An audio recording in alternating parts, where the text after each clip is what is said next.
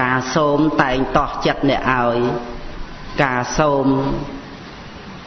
រឿយនាំបែកមិត្តគឺណាព្រះអង្គប្ររពភិក្ខុនៅក្រុងអាឡវ័យហើយនាំគ្នាធ្វើកុដបៀតបៀនអ្នកស្រុកដោយការសូមចឹងហ្នឹងនេះបៀនព្រះអង្គសម្ដែងក្នុងវិជាដកដែរសូមតាំងពីរបស់របរយកមកធ្វើកុដសូមទាំងមនុស្សយកមកឲ្យធ្វើទៀតដល់អញ្ចឹងអ្នកស្រុករវល់ឃើញតែភិក្ខុទៅរត់ពួនហ្មងចឹងអត់ឲ្យជួប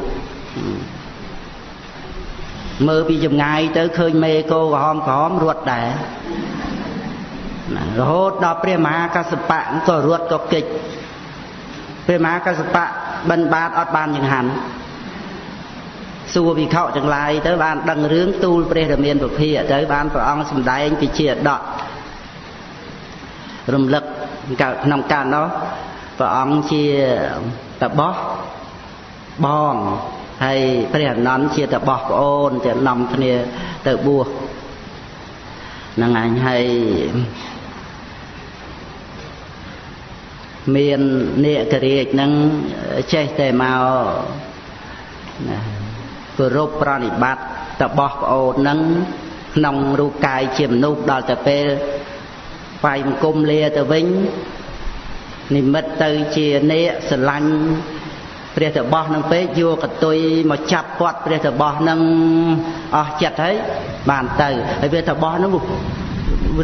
ដឹងថាមិនមានអន្តរាយអីហើយហ្នឹងប៉ុន្តែវានៅភ័យខ្លាចចឹងឃើញនេករាជមករុំមកពាត់អីចឹងទៅភ័យនឹងធ្វើយ៉ាងម៉េចដើម្បីឲ្យរួចពីភ័យហ្នឹងក៏ព្រះតបោះបងនឹងប្រាប់ថាបើមិនចង់ឲ្យនេកនឹងមកទៀតឃើញមកលើក្រោយណាសូមរបស់ដែលនេកនឹងពេញចិត្តទៅឃើញនេកនឹងពេញចិត្តអីជាងគេគឺថាពេលដែលមកនឹងមានកែវមณีដល់អញ្ចឹងបានដឹងរឿងនេករាជមកលើក្រោយសូមកែវមณีណានេករាជត្រឡប់ទៅវិញបាត់គ្រាន់តែឮសូមកែវមณีខ្ញុំណាទៅវិញណាលើក្រោយលោបមកទៀតគ្រាន់តែមកដល់ខ្លោងទ្វារអាស្រមត្រែកសូមបាត់ហើយណាឲ្យអាត្មាសូមកែវមณีនឹងមកអ្នករាជទៅវិញបាត់លើក្រោយទៅបោះទៅចាំនៅមាត់ទឹកក៏គ្រាន់តែអ្នករាជអើតពីទឹកមកឲ្យកែវមณีអាត្មាហ្នឹងហើយអ្នករាជនឹងពោលថាលោកម្ចាស់សូមនៅរបស់ដែលជាទីស្រឡាញ់របស់ខ្ញុំកណាបានបាយបានទឹកបានអ្វីដោយអានុភាពនៃកែវមณีនឹងលោកម្ចាស់ណាសូមកែវមณีនឹងដែលជារបស់ដែលជាទីស្រឡាញ់ពេញចិត្តនឹងអញ្ចឹងគឺថាខ្ញុំកណាមិនបានមកគាល់លោកម្ចាស់ទៀតទេហ្នឹងហើយនេះពោលក្នុងមនីកដ្ឋជាដកបាយនិងទឹកកើតដល់ខ្ញុំកណាច្រើនក្រៃពេកព្រោះហេតុនៃកែវមณีនេះខ្ញុំនឹងមិនឲ្យកែវមณีដល់លោកចាស់ទេលោកជាអ្នកសូមហួសហេតុខ្ញុំនឹងមិនមកកាន់អាស្រមរបស់លោកទៀតទេលោកការសូមកែវមณีដែលកើតអំពីថ្មនាំឲ្យខ្ញុំតក់ស្លុតដូចជាមនុស្សកំឡោះដែលមានដៃកាន់ដាវសំលៀងហើយដោយថ្មយ៉ាងមុតហើយបានញ៉ាំងខ្ញុំឲ្យតក់ស្លុតដូចនោះឯងហ្នឹងឃើញតាបោះហ្នឹងដូចអ្នកកាន់អាវុធតម្រង់100អញ្ចឹងគ្រាន់តែមកសូមហ្នឹងស្លុតហ្មងទេខ្ញុំមិនឲ្យកែវមณีនេះដល់លោកទេព្រោះលោកជាអ្នកសូមហួសហេតុខ្ញុំនឹងលែងមកកាន់អាស្រមរបស់លោកហើយដល់អញ្ចឹងទៅក្រោយមកតាបោះហ្នឹងនឹកនេកហ្នឹងអញ្ចឹងហ្នឹងហើយដល់តែឈប់មកនឹកអញ្ចឹងទៅឡើងស្គមបានតាបោះពពោធិសត្វជាបងហ្នឹងបានទៅលួងលោមពោលថាបុ គល់ដឹងនៅវត្ថុណាថាជាទីស្រឡាញ់របស់គេមិនត្រូវសូមវត្ថុនោះទេសេចក្តីស្អប់រមែងមានព្រោះការសូមជ្រុលពេកដូចស្ដេចអ្នកដែលត្រូវព្រាមសូមកែវមณีក៏បានទៅកាន់ទីដែលមើលលែងឃើញគឺថាចាប់គឺឈប់មកជួបតបោះចាប់តាំងពីពេលនោះណាអាហ្នឹងខ្ញុំណានឹងឲ្យលើកយកវិជាដកពីនេះពីនោះមកហ្នឹងជារឿងរ៉ាវដែលព្រះពុទ្ធអង្គទ្រង់ប្ររពសម្ដែងហើយក៏ប្រមូលយកអត្តន័យសេចក្តីមកបញ្ជាក់នៅក្នុងរឿងដែលសត្វលោកយើងនឹងមិនបានកំណត់ដឹងនៅនាមរូបហ្នឹងតែម្ល៉េះហើយវាមានរឿងមិនស្គាល់ប្រមាណដូចជាអ្នកជីកអណ្ដូងចាស់បានមាសបានប្រាក់ហើយនឹងបានកែវមณีហើយនឹងមិនស្កប់ស្កល់ចេះតែជីកទៅរហូតដល់ទៅទម្លាយទីកន្លែងរបស់អ្នកទៀតតលតែស្លាប់បាត់បង់ជីវិតអស់នៅតែព្រះបរមពុរិស័ទជានាយឈ្មោះនឹងតែប៉ុណ្្នឹងហើយបានទ្រព្យសម្បត្តិទាំងអស់នឹងមកធ្វើបុណ្យធ្វើទានទៅតាមយថាកម្មទៅហើយការមិនស្គាល់ប្រមាណក្នុងភោជនរបស់ភិក្ខុដែលមានអតីតជាតិជាសត្វសេកហ្នឹងហើយឬក៏ដូចជារឿងរ៉ាវប្របាទមុនធាតុតក់ហ្នឹងដែលព្រះអង្គលើកឡើងដើម្បីឲ្យឃើញថាតើយើងត្រូវការប្រាថ្នាអីហ្នឹងហើយអ្វីទាំងអស់ហ្នឹងអ្នកណាអ្នកបានហើយតាមតែសេចក្តីត្រូវការហ្នឹងរវល់មែនទេណាវល់ខ្វល់ប្រើប្រាស់ពេលវេលាអស់ជាតិហ្នឹងប៉ុន្តែការដែលមិនប្រាថ្នាមានវាសំខាន់ត្រង់កន្លែងហ្នឹងចឹងតណ្ហខយៈរៈតោហោតិសម្មាសម្ពុទ្ធសាវកោចឹងណាសាវករបស់ព្រះសម្មាសម្ពុទ្ធហ្នឹងមិនត្រេកអរនៅក្នុងកាមទាំងឡាយសូម្បីតែជាទឹកក៏ប៉ុន្តែមកត្រេកអរនឹងការអស់តណ្ហាព្រោះការអស់តណ្ហាមានឃើញទេគុណចាស់ស្ដាប់ចំណុចត្រង់ដែលថាការដែលមិនចាំបាច់ប្រាថ្នាហ្នឹងមាននៅកន្លែងណាមាននៅត្រង់ការសិក្សានាមរូបនេះឯងនាមរូបហ្នឹងមិនចាំបាច់បានអីមែនអញ្ចឹងណាចឹងអស្ចារ្យមែនជាក់ស្ដែងមិនមែនរឿងសម័យមិនមែនរឿងនៅណាទេគឺថានាមរូបមានគ្រប់អង្គគ្រប់គ្នានាមរូបនឹងឯងដែលអត់ត្រូវការអ្វីទាំងអស់ប៉ុន្តែតលតែនាមរូបនឹងឯងប្រកបដោយវិបស្សនាទៀតនឹងឯងបាននាមរូបនឹងជាអារម្មណ៍នៃការអស់តណ្ហាហើយតើយើងសុខចិត្តរវល់ដែលមិនចេះគ្រប់នឹងឬក៏ត្រូវមករកការដែលមិនចាំបាច់ប្រាថ្នាវិញអាហ្នឹងសំណួរដែលមិនចាំបាច់ឆ្លើយទេគឺជាសំណួរដែលសម្រាប់ឲ្យយើងបានយល់ធម៌របស់ព្រះអង្គតើយើងចេះតែប្រព្រឹត្តទៅរកការខ្វល់ការរវល់ឆ្លោះប្រកែកតោះតេងកើតទុក្ខសោកផ្សេងហ្នឹងមិនមានទីបំផុតហ្នឹងឬក៏ត្រូវមករកការដែលមិនប្រាថ្នាវិញការមិនប្រាថ្នាមានត្រេកអរក្នុងការអស់ទៅនៃតណ្ហាត្រេកអរក្នុងការដែលមិនចាំបាច់ប្រាថ្នាហើយការដែលមិនប្រាថ្នានេះគឺជាព្រះនិព្វាននឹងព្រះអត្ថកថាបញ្យល់ពីតណ្ហខយៈរតោហោតិហ្នឹង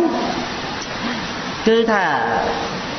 ការអស់ទៅនៃតណ្ហាហ្នឹងគឺវាត្រូវអស់កាលណាបើមកដល់ព្រះនិព្វានតណ្ហាហ្នឹងគឺរលត់មកដល់ព្រះនិព្វានហ្នឹងមកដល់យ៉ាងម៉េចគឺដោយអំណាចនៃការអប់រំនៅបញ្ញាកំណត់ដឹកនៅនាមរូបហ្នឹង រហូតដល់ទៅការចេះដឹងនឹងឆ្លងពីនាមរូបលះបង់នៅអារម្មណ៍ដែលជាសង្កតធัวនឹងឯងកាន់យកនៅព្រះនិព្វានដែលមិនមានជារៀបជាធិមរណៈមិនមានការកើតមិនមានការប្រព្រឹត្តទៅមិនមាននិមិត្តមិនមានការប្រមូលមកនៅកម្មមិនមានបដិសន្ធិនឹងជាអារម្មណ៍តណ្ហាក៏អស់នឹងដែលឈ្មោះថាមកដល់ព្រះនិព្វានក៏អស់តណ្ហាទៅព្រះនិព្វាននឹងឈ្មោះថាជាការអស់ទៅនៃតណ្ហាអញ្ចឹងគឺថាព្រះនិព្វានដែលមិនមានតណ្ហានឹងឯងបានជាមានការអស់ទៅនៃទុក្ខហើយមិនមែនព្រះនិព្វាននឹងក្នុងលក្ខណៈដតីអីផ្សេងទៀតទេព្រះនិព្វាននោះគឺនៅក្នុងលក្ខណៈដែលស្ងប់ដែលមិនមានសង្កតធัวនឹងឯងពីព្រោះព្រះនិព្វានជាអារម្មណាធិបតីអារម្មណ៍ដ៏ជាទីគោរពនឹងស្ថិតនៅក្នុងសេចក្តីស្ងប់ជាលក្ខណៈនឹងដោយអំណាចនៃវិបស្សនាដែលបានកំណត់ដឹងនៅនាមរូបនេះឯងមានអ្វីដែលកើតឡើងក្រៅអំពីនាមរូបដែលជាសង្កតធัวនឹងទៀតហើយយើងគិតឆ្ងល់ថាក្រែងលោមានព្រះនិព្វាននៅឯណាមានព្រះនិព្វានកើតឡើងឬក៏មានទីតាំងថិតថេរទៀងទាត់នៅឯណាអត់មានទេអត់មានទេអត់មានព្រះនិព្វានកើតអត់មានព្រះនិព្វានទីតាំងអីនៅណាទេព្រះនិព្វានតលតែមានបញ្ញាបានឃើញពីការកើតឡើងនៃទុក្ខប្រព្រឹត្តទៅព្រោះអាស្រ័យបច្ច័យនឹងឯងមានតែប៉ុណ្ណឹងគឺទុក្ខហើយនឹងសមុទយៈហ្នឹងឃើញពីការអស់ទៅវិញនៃទុក្ខអាហ្នឹងគឺឃើញព្រះនិព្វានណាឃើញព្រះនិព្វានហ្នឹងគឺឃើញពីការអស់ទៅនៃទុក្ខហ្នឹងមានឃើញមានត្រង់ដែលការអស់ទៅនៃទុក្ខនឹងឯងដែលបញ្ញាឃើញព្រះនិព្វានហ្នឹងតាមរយៈនៃវិបស្សនាអត់មែនព្រះនិព្វាននឹងអ្វីដទៃទេគ្រាន់តែថាកាលដែលមិនតាន់កំណត់ដឹងនៅទុក្ខវានៅជាប់ដោយសេចក្តីប្រកាន់តែខ្លួនវាត្រូវនឹករកព្រះនិព្វាននឹងផ្សេងពីការអស់ទៅនៃទុក្ខនឹងដើម្បីខ្លួនជាអ្នកបាននៅពេលហ្នឹងហ្នឹងហើយដែលយល់ខុសទៅយល់ច្រឡំទៅក្នុងព្រះនិព្វានហ្នឹងណា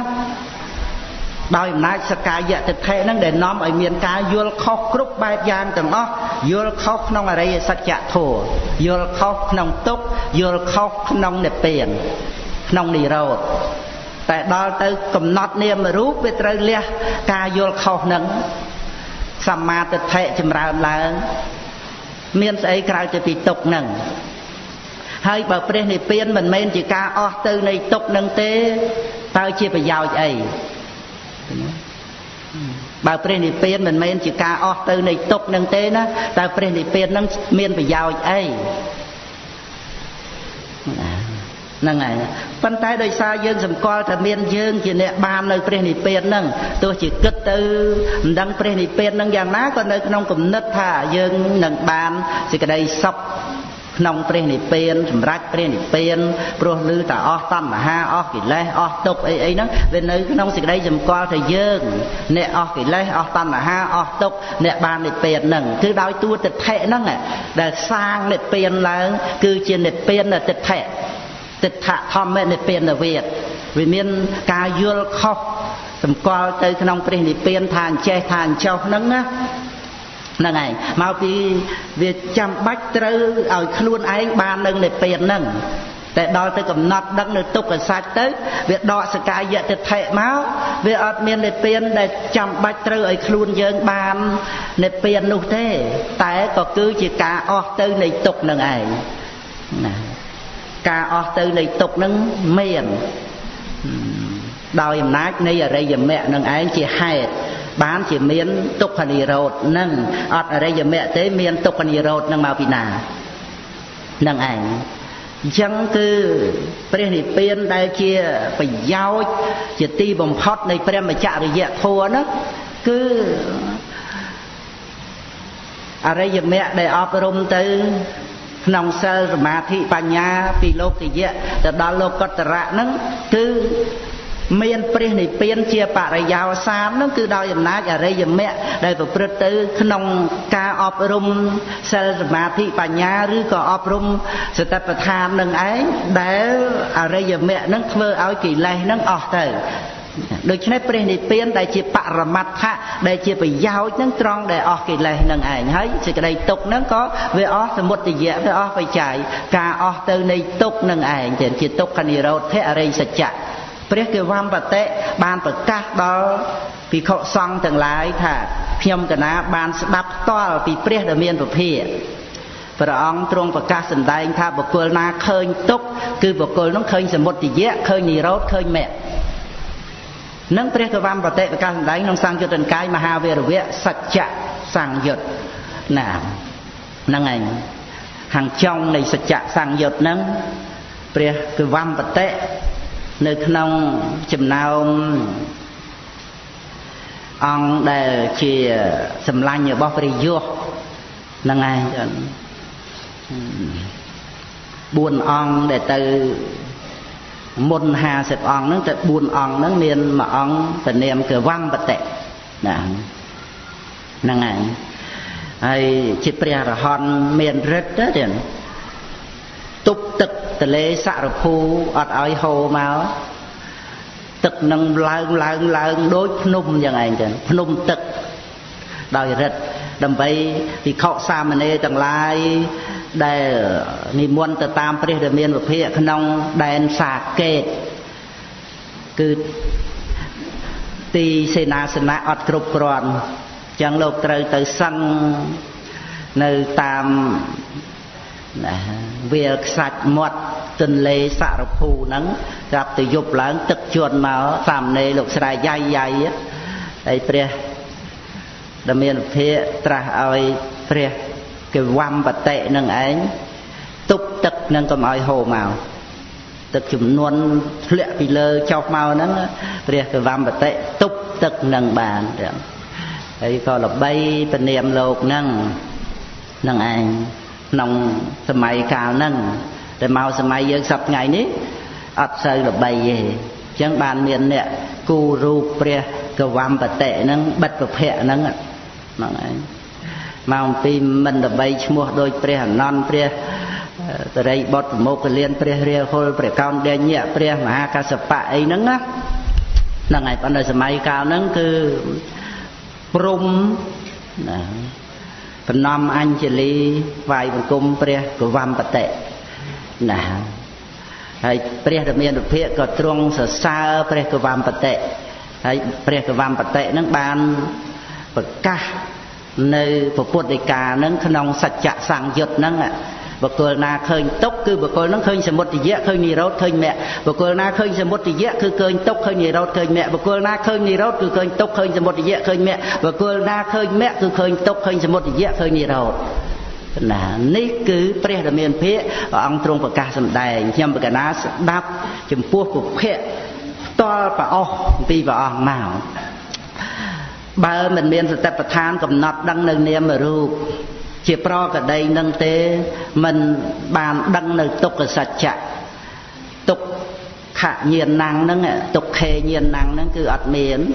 បញ្ញាដែលដឹងទុក្ខនឹងអត់មានមិនអាចដកសកាយតិថិចេញបានគឺមិនអាចដឹងថាព្រះនិព្វានតាមសេចក្តីពិតនឹងយ៉ាងម៉េចទេ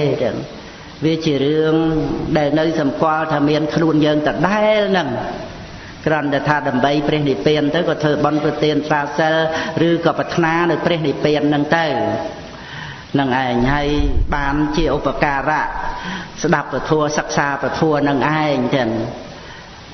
អញ្ចឹងក៏ជាប្រយោជន៍សំខាន់ត្រង់ដែលស្ដាប់ពធបាននឹងឯងទីបំផុតបានឃើញនៅព្រះនិព្វានតាមសេចក្តីពិតខុសអំពីនិព្វានទិដ្ឋិដែលខ្លួនឯងយល់ពីមុនមកនោះដែលវាតេតួងនឹងខ្លួនយើងអ្នកបាននិព្វានហ្នឹងណាឬក៏នៅក្នុងការសង្ស័យអីហ្នឹងណាគឺត្រូវអស់ការសង្ស័យហ្នឹងទៅពីព្រោះបានដកសកាយតិដ្ឋិចេញអំពីនាមរូបដែលកំពុងប្រកបជាប្រកដីក្នុងខណៈនេះឯងចឹងហ្នឹងហើយឃើញទីតាំងនៃការអស់ទៅនៃតណ្ហាណាមិនងាយទេណាចឹង មិនងាយបានជួបបានប្រទះបានដឹងទីតាំងនៃការអស់តណ្ហាទេណាមានតែរវល់មានតែខ្វល់ទាំងហ្នឹងឯងហើយស្រាប់តែបានមកចេះដឹងថានាមរូបមានរៀងព្រះអង្គរៀងខ្លួនស្រាប់ហើយអត់មានលំបាកទៅសូមទៅខ្ចីពីអ្នកដទៃណាទេគ្រប់គ្រាគ្រប់ពេលវេលាហើយនាមរូបហ្នឹងគឺប្រកបលក្ខណៈដែលឲ្យកំណត់ដឹងជាប្រកដីនឹងឯងអត់ត្រូវការអ្វីទាំងអស់មែនអញ្ចឹងណាទាំងគ្រប់គ្រាគ្រប់ពេលវេលាណាហើយស្ថិតនៅក្នុងវិស័យនៃពុទ្ធបរិស័ទយើងសពថ្ងៃអាចកំណត់ដឹងបានណាមិនមែនចេះតែលហេមលហាមចេះតែត្រូវការចេះតែប្រាថ្នាចេះតែរស់អីឲ្យខ្លួនឯងមិនមែនចេះតែទៀមទាការរស់នៅអីទៅនោះទេណានាមរូបនេះគឺជាអារម្មណ៍នៃការបញ្ចប់បញ្ហាគ្រប់យ៉ាងការទៀមទាការខ្វាយខ្វល់គ្រប់រឿងទាំងអស់ពីព្រោះអ្វីវាជាភារៈសម្រាប់បញ្ញខណ្ឌនឹងទេតើជារៀបជាធិមរណៈអកុសលវិបាកការព្រាត់ប្រាសអ្វីទាំងអស់នឹងប្រព្រឹត្តទៅជាមួយនឹងខណ្ឌនឹងទេតើហ្នឹងឯងកាលណាបើកំណត់បញ្ញខណ្ឌនឹងជាភារៈបានថាត្រូវដាក់ចុះហើយវាមិនមែនរឿងដែលយើងត្រូវទៅដោះស្រាយធ្វើម៉េចកុំឲ្យចាស់ធ្វើម៉េចកុំឲ្យឈឺធ្វើម៉េចកុំឲ្យស្លាប់អានឹងវាលែងជាបញ្ហាដែលត្រូវទៅដោះស្រាយហើយការដោះស្រាយគឺកំណត់នាមរូបតែប៉ុណ្្នឹងទេកាលណាបើកំណត់នាមរូបនឹងច្បាស់ឡើងការទៀមទាជីវិតរស់នៅក៏ត្រូវតែថយចុះពីព្រោះសូម្បីរស់នៅក៏ជានាមរូបមានយើងបានរស់ឯណាដូច្នេះនាមរូបប្រព្រឹត្តទៅដោយជារៀបជាធិមរណៈមិនអាចបេះចេញឲ្យដាច់បានទេមាននាមរូបហើយកុំឲ្យចាស់កុំឲ្យឈឺកុំឲ្យស្លាប់កុំឲ្យមានវិបាកកម្មមិនបានទេបេះចេញមិនបានទេពីព្រោះវាជាលក្ខណៈប្រចាំសង្ខារធម៌ហ្នឹងហើយនាមរូបហ្នឹងវាមិនបានខ្វល់នឹងខ្លួនឯងចាស់ឈឺស្លាប់អីដែរខ្វល់ដោយអំណាចនៃកិលេសដែលចាប់ប្រកម្មនេះទេតើអញ្ចឹងគឺថាបញ្ហាមិនមែនអ្នកដទៃធ្វើឲ្យទេគ្រប់រឿងទាំងអស់វាអាស្រ័យនឹងកិលេសរបស់យើងអញ្ចឹងការកំណត់នាមរូបជាគន្លឹះនៃការដោះស្រាយគ្រប់បញ្ហាទាំងអស់ហើយអត់មានចាំបាច់ពីគ្រោះយោបល់សូមការព្រមព្រៀងអីពីអ្នកដទៃទេដូចយើងចរចាបើថាបតលឲ្យសុខចិត្តទាំងអស់គ្នាអីចឹងទៅណាអានឹងបានវិសន្តិភាពហើយគេមិនព្រមវានៅតែច្បាំងគ្នាអីចឹងអានេះអត់ទេ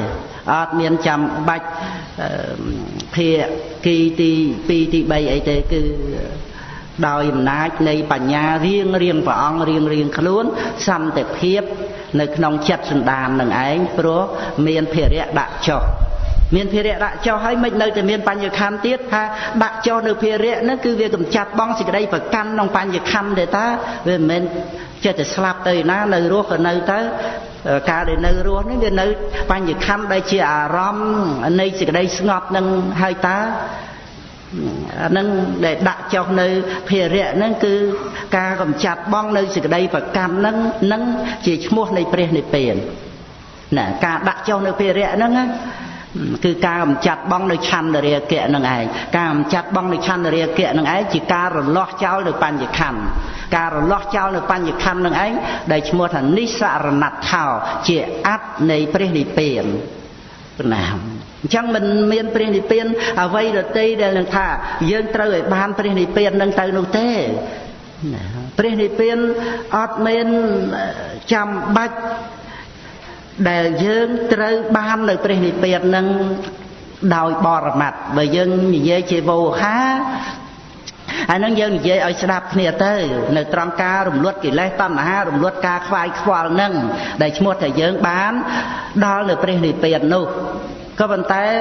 វាអត់មានប៉ះពាល់ដោយទិដ្ឋិប្រកម្មតែខ្លួនយើងអ្នកដល់អ្នកបានអ្នកសម្រេចអីទេណាកាលណាបើកំណត់ដឹងនៅនាមរូបហើយដកសកាយទិដ្ឋិហើយវាមានស្អីទៀតដែលចាំបាច់ត្រូវការឲ្យយើងដើម្បីបាននៅអ្វីទាំងអស់ហ្នឹងខ្វល់រវល់ទៅសពគ្រប់សពបែបសពប្រការអីព្រះអរិយបុគ្គលដែលយើងបានឮមកថាបានសម្រេចមគ្គផល រហូតដល់ព្រះអរហន្តអីហ្នឹងកាលដែលមិនតន់កំណត់នៅបញ្ញខណ្ឌហ្នឹងវាចិត្តតែយើងគិតថាអ្នកដតីបានសម្រេចអ្នកផលជាព្រះអរិយបុគ្គលយើងអត់តន់បានយើងនៅបឋមជនអីចឹងទៅអាហ្នឹងវាជាការដែលនៅដោយសកាយតិដ្ឋិហ្នឹងចេះតែព្រមទទួលសម្គាល់ថាមានយើងអញ្ចឹងទៅតែដល់ទៅបានជួបនឹងពធរំលឹកដាស់តឿនទៅនាមរូបមានគ្រប់អង្គគ្រប់គ្នាទេតើស្ថិតនៅក្នុងឧបនិស្ស័យរៀងខ្លួនដែលអាចមកកំណត់ដឹងនាមរូបនឹងបានមានចាំបាច់ទៅសូមនាមរូបពីណាគ្រប់គ្រាគ្រប់ពេលវេលាហ្នឹងសិក្សាសង្កេតពិនិត្យតាមដែលបានស្ដាប់រាប់រយពាន់ដងមកហើយនឹងទៅសង្កេតពិនិត្យទៅឲ្យឃើញលក្ខណៈឲ្យឃើញកិច្ចរបស់នាមរូបនឹងមួយលក្ខណៈទៅនឹងបានសប្បាយរីករាយត្រង់ដែលអត់មានយើងនឹងបានចេះបានដឹងធម៌របស់ព្រះអង្គនឹងអាចទទួលមរតកអំពីព្រះអង្គបានអញ្ចឹងហើយក៏បានដឹងថាគន្លឹះនេះចំណុចនេះគឺជាទីពឹងត្រង់ដែលថាមិនចាំបាច់រកអីឲ្យខ្លួនឯងទៀតទេ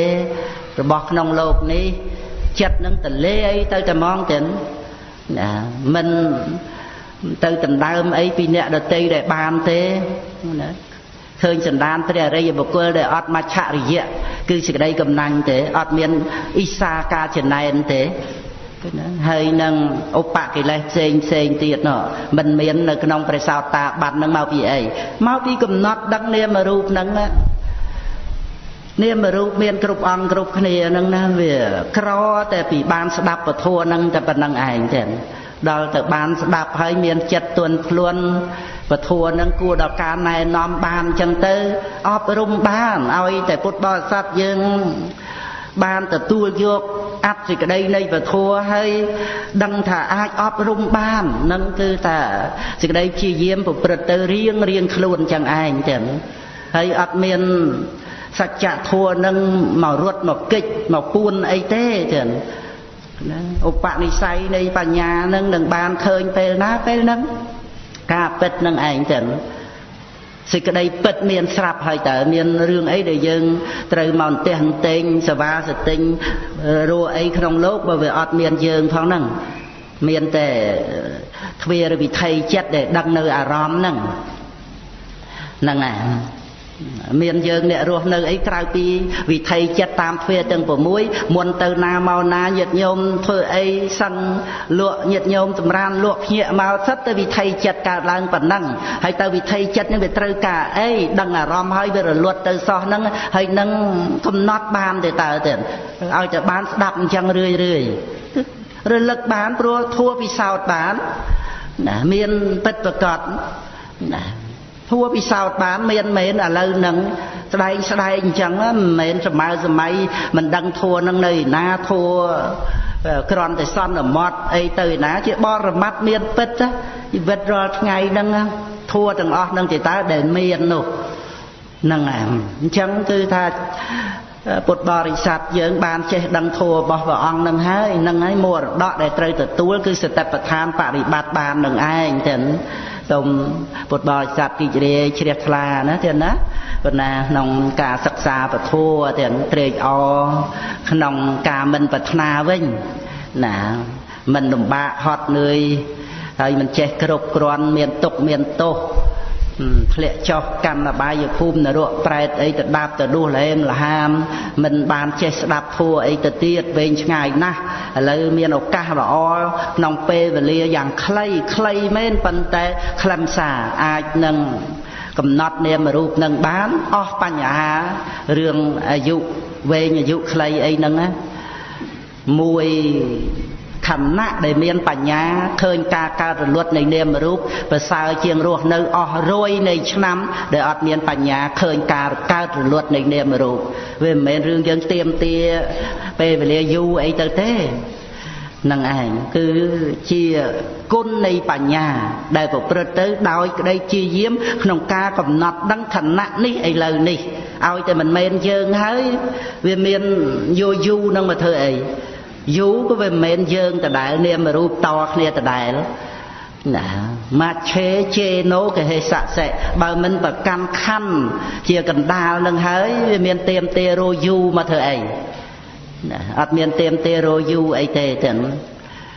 ការដែលកំណត់នៅនាមរូបនឹងហើយ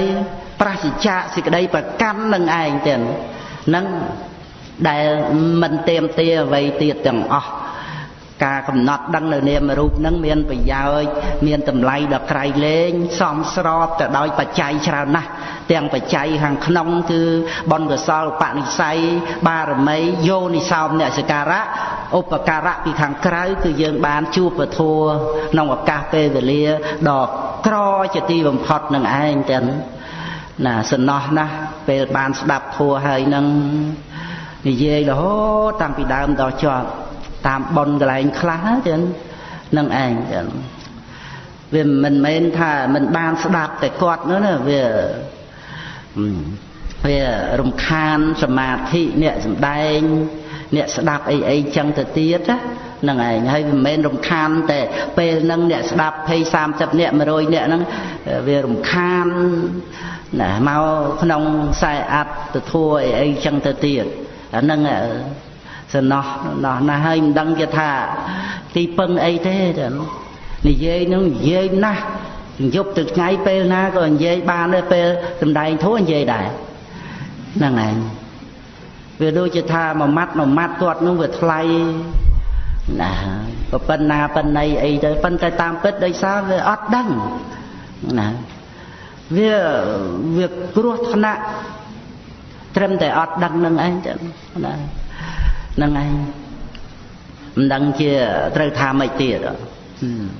ហ្នឹងឯងបើវាអត់ដឹងហើយណាវាដូចតែយើងធ្លាប់អត់ដឹងមកតែអញ្ចឹងដែរហ្នឹងឯង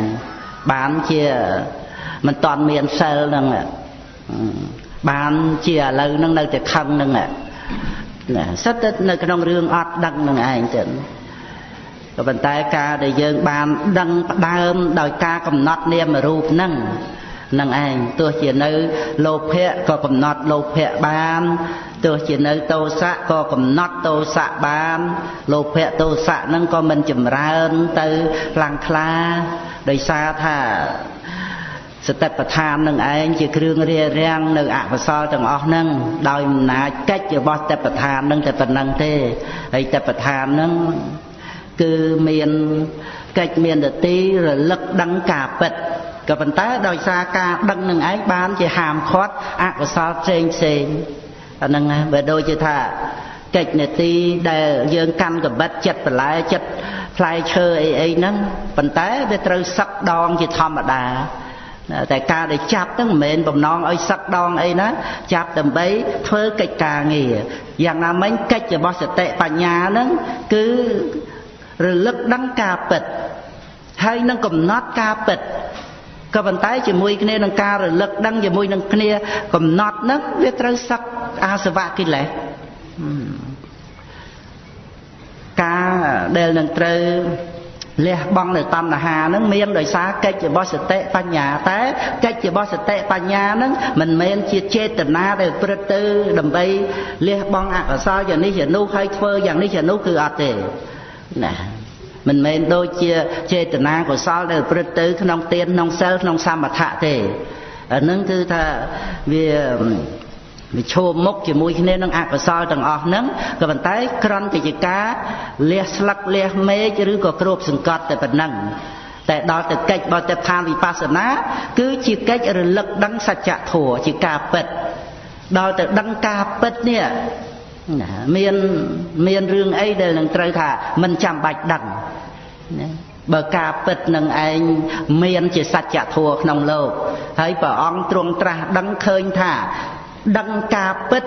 គឺជាប្រយោជន៍អ្នកណាក៏ដោយឲ្យតែបានដឹងការពិតគឺមានប្រយោជន៍ត្រង់សតិសម្បជញ្ញៈភ្ញាក់ខ្លួនមិនទទួលភារៈនៃវដ្តសង្សារតទៅទៀតអញ្ចឹងគឺព្រះអង្គសម្ដែងពីសច្ចធម៌នឹងឯងធម្មទេសនាប្រកាសសភាវៈលក្ខណៈអ្នកស្ដាប់នឹងសិក្សាការពិតបែរទៅជាកម្ចាត់បងអវិជ្ជាហើយកិលេសនានាតណ្ហាឧបាទានអភិសង្ខារក៏អស់ទៅជាមួយគ្នានឹងអវិជ្ជាដែលរលត់ទៅនឹងឯងទៀតនឹងគឺបញ្ចប់ វត្តសង្សារបញ្ចប់ភារកិច្ចបញ្ចប់ការរវល់ដោយសារតែបានដឹងនៅនាមរូបហ្នឹងតាមសេចក្តីពិតនឹងឯងតណ្ហខយៈរតោហោតិសម្មាសម្ពុទ្ធសាវកោទាំងសូមអនុមោទនា